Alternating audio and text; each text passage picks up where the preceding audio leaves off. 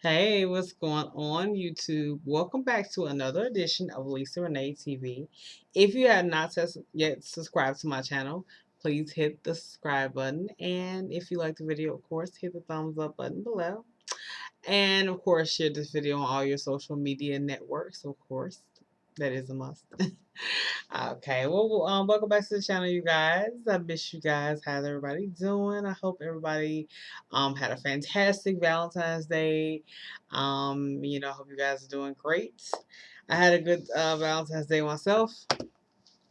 Went to hang out with the girls and everything, so that's always cool, right? I didn't have a hot date this year, so hopefully next year I will definitely be booed up. That is my plan, of course. Of course. Anywho, let's get right down to it, of course. Okay, so this has been a topic on my mind that I definitely wanted to discuss because it's due to an experience I had recently and some experiences, should I say, that I've experienced recently. Black women and cattiness. That's right, cattiness. Just basically disrespecting each other and just frown, those claws be out, and we just so nasty with each other sometimes, and just it just kind of came to my mind tonight.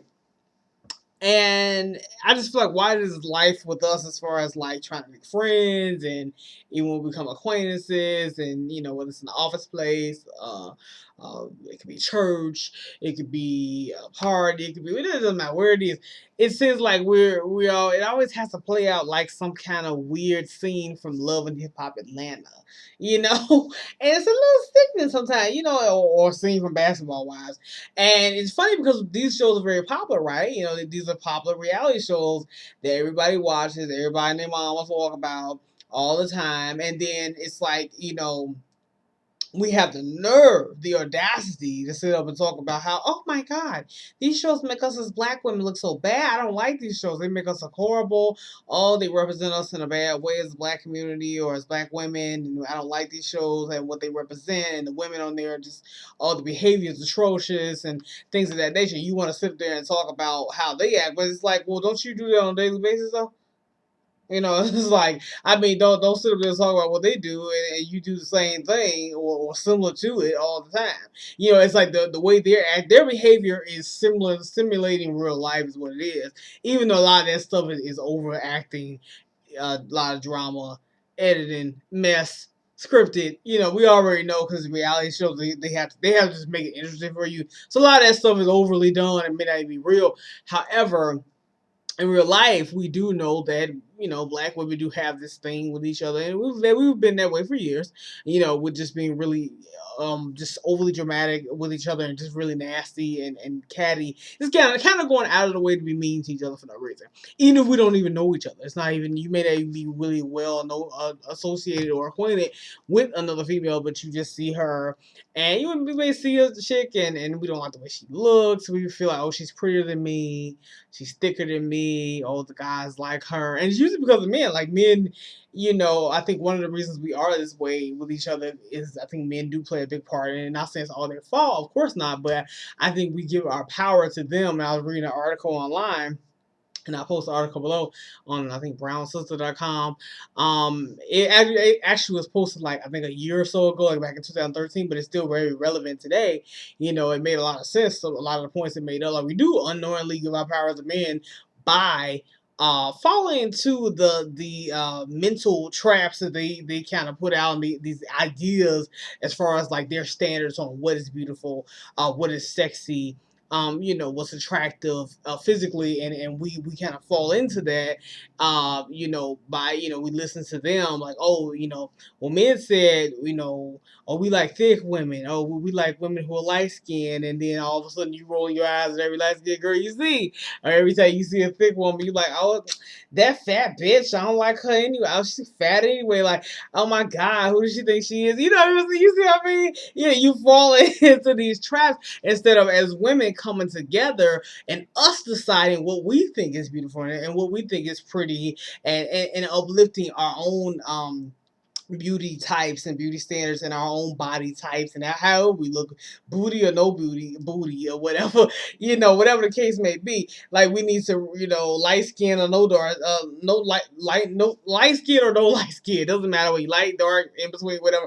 All skin shades are beautiful. I think we need to kind of set those standards and start saying that, speaking that, and believing that, so that you're not men don't have any room to say any different. Okay, so you have to set your own standards, and you tell the world that you are beautiful, and they have no choice but to fall in line with you. Instead of you falling in line behind them, allowing them to, define you. And who has a great quote on defining yourself? I think it was oh, what's her? I know her first name is Audrey. I want to say Audre Lorde. Is it Audre Lorde? Yeah, I'm gonna look that up, and I should post that too, because you all need to, you really need it. They said a quote in the, you remember in the Best Man movie, not the new one, but the old one. Remember the girl who used to be a stripper and she was dating the black guy? Yeah, and he said that quote to her, and both of them knew the poet who said that, and that's what like made them connect. If I didn't define myself for myself, I would get lost in other people's ideas of me, or something like that. Basically, the quote is saying, if I did not define myself for myself, I didn't come up with my own definition for me, then I would get lost in somebody else's idea of who I am. And that is the truth. You have to have that, kind of confidence. And I think that will cut down on a lot of the insecurity and the jealousy that we feel for each other. So every time you see another woman, you don't feel like, I need to tear her down in order to make myself feel better. I need to say something nasty about her. I need to give her the side eye, because I'm feeling insecure about me.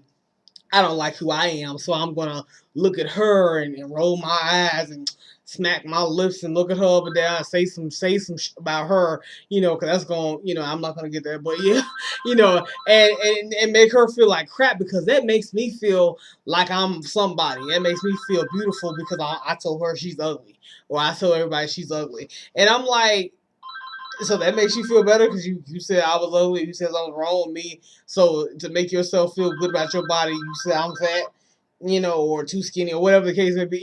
It's like, really though, is that what we come to, ladies? You gotta put somebody else down to get some self-esteem. That sounds pretty pathetic to me.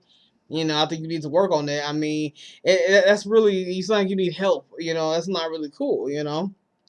And I mean, I've experienced it myself, in my personal life. I just had an experience, where with some acquaintances of mine, female acquaintances, who people you think are your friends, or people who you think are trying to be your friends, and you end up getting left out of the group, and you thinking like, oh, these people, they like me, or you think everything's going smoothly, and then they do something, to make you think otherwise, and things go funky, and you like, oh, okay. And it's like, the unnecessary meanness when you've been like nothing but kind to somebody, and so you don't understand where it's coming from. Especially if they came off as kind of phony. It comes off as kind of phony. They came off as kind of nice to you at first, and made you think like, oh yeah, oh, everything's going good, and oh, we like you, and everything is great, and you feel like, oh, we're gonna be friends, everything is cool, and so that comes off as kind of phony. That's what the phoniness. That's what I mean by it came off as phony. It is phony because you find out that they really didn't feel the way that they supposedly said they felt about you. It's just like, it's a lot of mess, is what it is, and yeah, it's just, yeah, it's kind of sickening to have to deal with all the time. So I've experienced that more than once in my life with people who I thought were friends of mine, who may have treated me nice at one point in time, but then they started to, do things, to me, or say things about me that were not, quite so friendly, and so I'm getting made a fool of, and I'm like, oh, okay.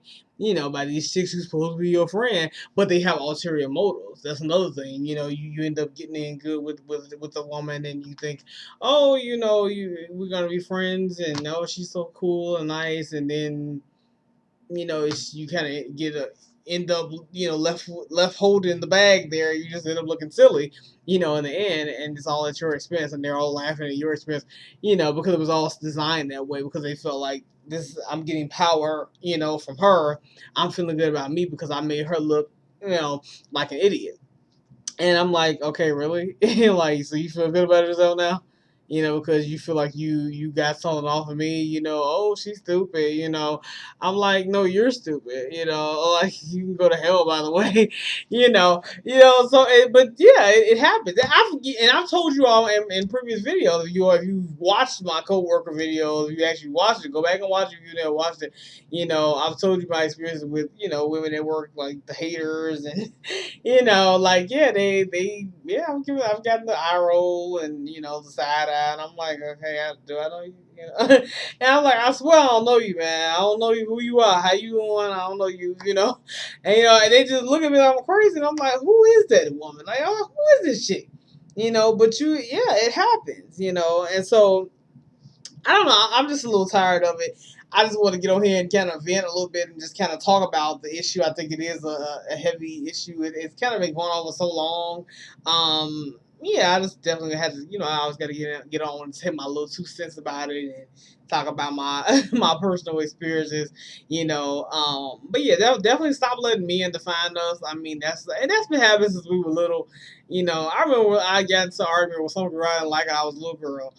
Oh man, I had to be in like maybe 7th, 8th grade, and she said something to me about she felt she was prettier than me because she had so many more boyfriends than I had. She's like, but I had more boyfriends than you. You ain't got please. I had way more boyfriends than you, and but that's an idea that some other woman in her life probably planted in her head, and I'm sure she feels. I'm sure as a grown woman she probably feels the same way about herself now. She probably bases her beauty or her worth on how many men that she can get, and that's it. And a lot, and that we're all like that. Like, well, not all of us, but a lot of us we got that idea in our head. We feel like our beauty, our worth, our self esteem, everything is based on men. And a lot of it is, most of it is, how many men can we get, or how many men think we're beautiful. That's our worth. We don't can you get a husband? How old are you? Oh, you ain't married yet? Oh, you ain't got no kids yet? It's like, especially somebody else, thinks you crazy, or because I've had that question, like people always like ask me, like, oh, at least you got a boyfriend. I'm like, oh, no, not yet. Why not? No, I'm like, well, damn, if I knew why, I'd have one. I mean, what the hell? I guess it's not my time yet. I mean, I guess this is my, I don't know, I guess it's not my season yet to have one. And that's so frustrating. If somebody say they don't have a boyfriend or a girlfriend, do not ask them why. They don't know why. Like, if you knew why, we'd have one. Do not ask single people why they ain't got a mate. You don't ask people why they don't have. I mean, stop it. Okay, stop with all that. Okay, but it's always like that though. It's just like it's almost like it's written somewhere. Like you're supposed to have X amount of boyfriends by a certain age, or all throughout your youth. You're supposed to have all these boyfriends, and when you get to a certain age, you're supposed to have a baby. And then when you're supposed to get married, you're supposed to this, and you're supposed to whatever. And if you have not, then you are ugly, or something is wrong with you, and you're just useless, pretty much. So these are the ideas that we put in our own heads, other people put in our heads when we were younger, and society puts that in our heads, and we have parents or siblings or other family members plant these ideas, unhealthy ways of thinking, of ourselves, and they plant that in our heads, and we get to thinking that all this mess is true. And I'm like, no, I don't think that's really what we need to follow, and so thus we end up competing with other women. So and it is a competition. We're competing, and that's another reason, a huge reason why we're catty with each other, because every woman we see is a competition to get to what? The husband.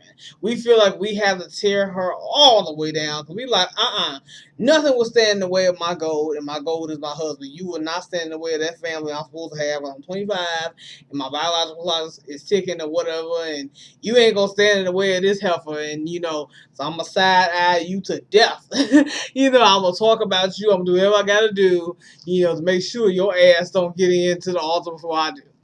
And I think it's crazy and it's ludicrous and needs to stop. So yeah, hey. But I'll post the article below. I'll post that quote below too.